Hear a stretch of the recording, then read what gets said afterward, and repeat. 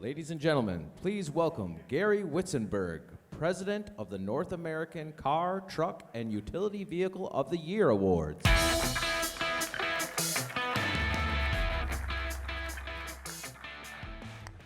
Good morning, everybody. It's really great to be here at this inaugural Motorbella event. I know we've had some weather concerns. So far, so good. I've already bumped into a number of friends and familiar faces I haven't seen in a while. It's great just to have a live auto show. And I really like the concept of an outdoor show. Hopefully the weather won't be an issue, but if it is, we'll all cope. Before I get started, I wanted to take a moment to thank Rod Alberts, Executive Director of the Detroit Auto Dealers Association, for the opportunity to be here to announce our semifinalists here at Motorbella. As most of you know, the North American Car, Truck, and Utility Vehicle of the Year Awards have historically announced the winners of our 3 awards in January during press days at the Detroit Auto Show. It's far too early in our evaluation process to announce any winners today, but we do think we have some interesting news to share as we kick off our core evaluation period.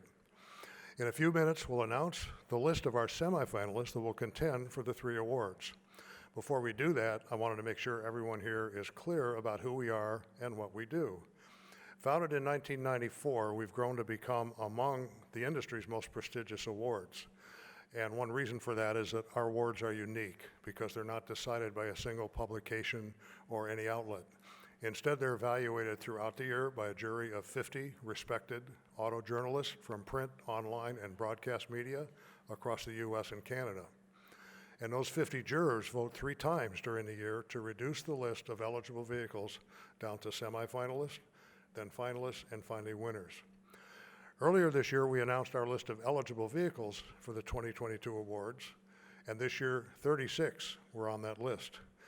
Over the past week, our jurors voted on that initial list and have reduced it down to 23 semifinalists. Those would be, if I got it right, 8 cars, 6 trucks, and 9 utilities. And that is maybe more cars than we've had in some years, a lot more trucks than we've had in some years, and the usual long list of utilities, and also an amazing number of electric vehicles this year, more than I think we've ever had before. So with that, I'm pleased to announce the following semifinalists for North American Car of the Year. And these are in alphabetical order. Audi A3, Cadillac CT5 Blackwing, the Genesis G70, the Honda Civic, the Lucid Air, the Mercedes-Benz EQS and the Mercedes-Benz S-Class, the Volkswagen Golf, GTI, and Golf R. The following are our finalists for the North American Truck of the Year.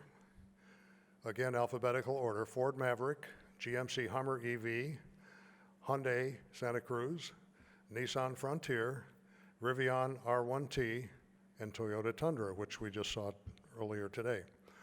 Finally, here are our finalists for North American Utility Vehicle of the Year. The Ford Bronco, no surprise, Genesis GV70, Hyundai Ioniq 5, Hyundai Tucson, Jeep Grand Cherokee, and Jeep Wagoneer and Grand Wagoneer, the Kia Carnival, the Nissan Pathfinder, and the VW ID4. We will announce our finalists in November at the LA Auto Show. That is the plan. And we will announce our winners again in January in Detroit. If you'd like to take another look at last year's winners, we have a NACTOY tent out here just to my right, and all 3 of them, the Hyundai Elantra, the Ford F-150, and the Ford Mustang Mach-E, winners of these beautiful trophies, are out there for you to see. In closing, I wanted to say that we are distributing our press release today as we speak on PR Newswire. We'll be posting it on our website in 3 languages, and we'll distribute it directly via email to those of you who are on our email distribution lists. And we do have hard copies available today if anyone wants one. And with that, I got a few minutes left. I could open the field to questions. Anybody have a question about who we are, what we do, or how we do it? I think we have 2 people with mics in the back, so raise your hand and they'll get to you.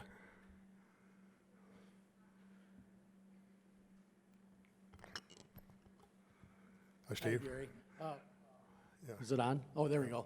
Gary, can you tell us a little bit about the evaluation process? When you guys get all together in one place at one time with all the cars, how does that actually work? Well, again, we have 3 votes. We've just had the first one last week. That's the results of it that we just announced.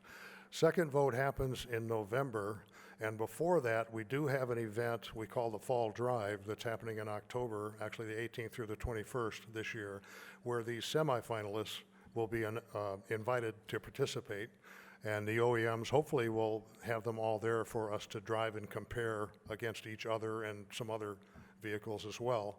And then the next vote happens in November, as I said, about mid-November. We plan to announce the semifinalists, 3 in each group, at the LA Auto Show on the 17th.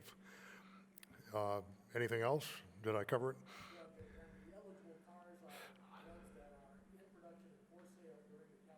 Yes. To be on the list, vehicles have to be either all new or in some rare cases very substantially new, not just freshened or updates. And they have to be on sale in this calendar year. And by on sale, we mean not online orders, but in dealerships. That's the rule we try to go by. Lucid and Rivian are among several that we have not yet driven. They're not out there yet, or if they are, I don't know if any of us have driven them.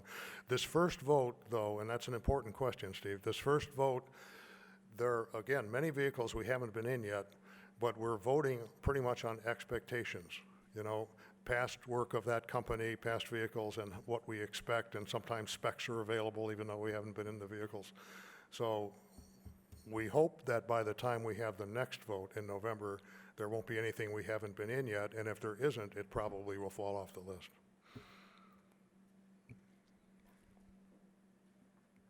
Thank you. Hi, Gary.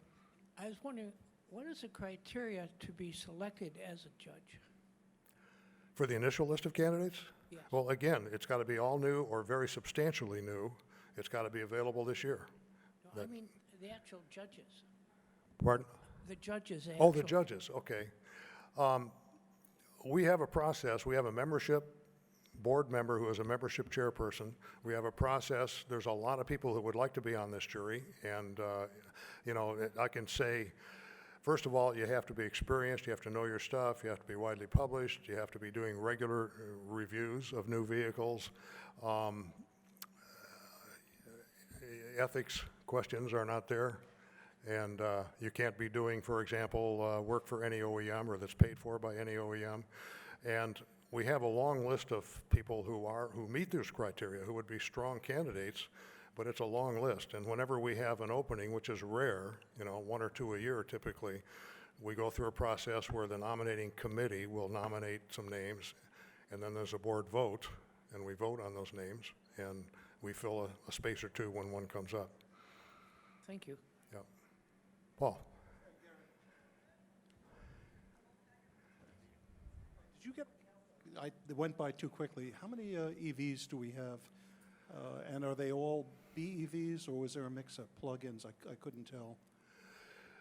I don't have the count, Paul. I think obviously Rivian, the GMC Hummer, the Lucid. Right. What else? Those are all battery, full battery. Lightning didn't make it because it won't be out yet this year. Yeah, EQS, I can't remember if that was EQS, that's another one. So that's at least 4. There are some hybrids. For example, I think Tucson has a hybrid model. Yeah. So we have at least 4 out of 23 that are all electric, and a few more. So we're almost at a quarter of the semi-finalists right now that are electric. You want to talk about that? I think it's an important point that we as jurors are actually putting this much weight into electric vehicles at this point. Well, I guess we are because the industry is.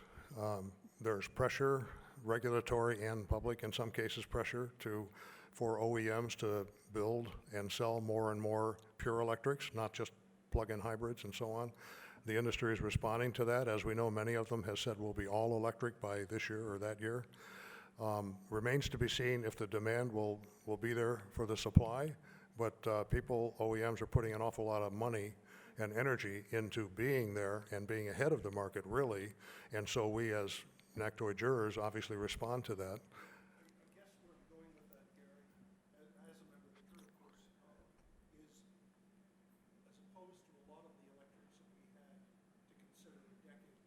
Mm. that were slow, sluggish, low-range, high cuts. You want to talk about the fact that perhaps that the latest crop of electric vehicles to improve the Yeah. are acceptable to us as jurors. Right. We like those.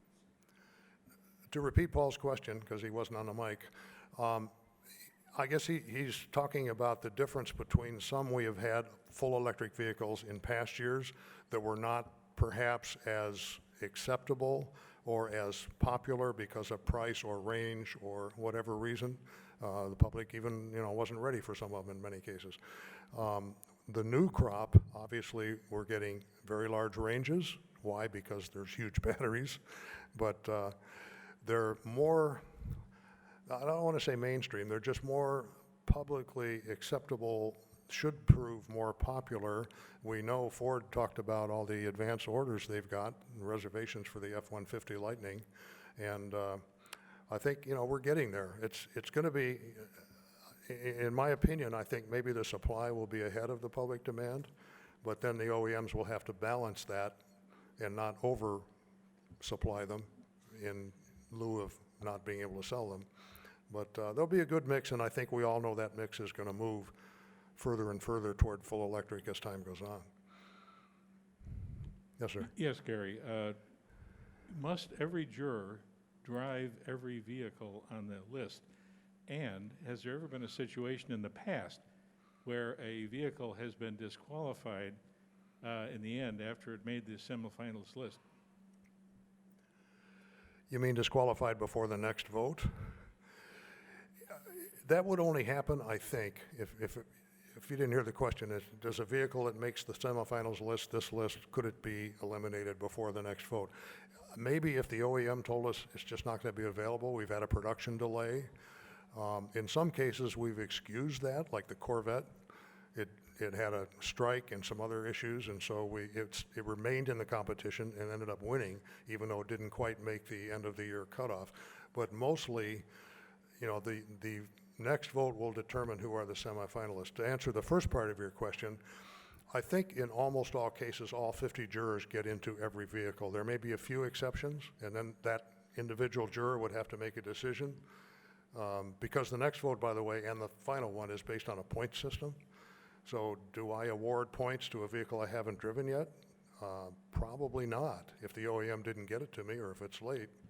But individual jurors would have to make that decision. If maybe you give 10 points to this one and 9 to that one, and here's one I haven't driven, but I know it's good, I'll give 5 to that one. It could happen. But the OEMs work very hard to try to get all of us in. And I should point out, of the 57 right now are Canadian. And that's been more of an issue because they're spread around Canada. They haven't been able to travel back and forth and so on. But I think they've done a very good job, and they try hard to do a very good job of getting us all in these vehicles. That's it? All right, thank you very much.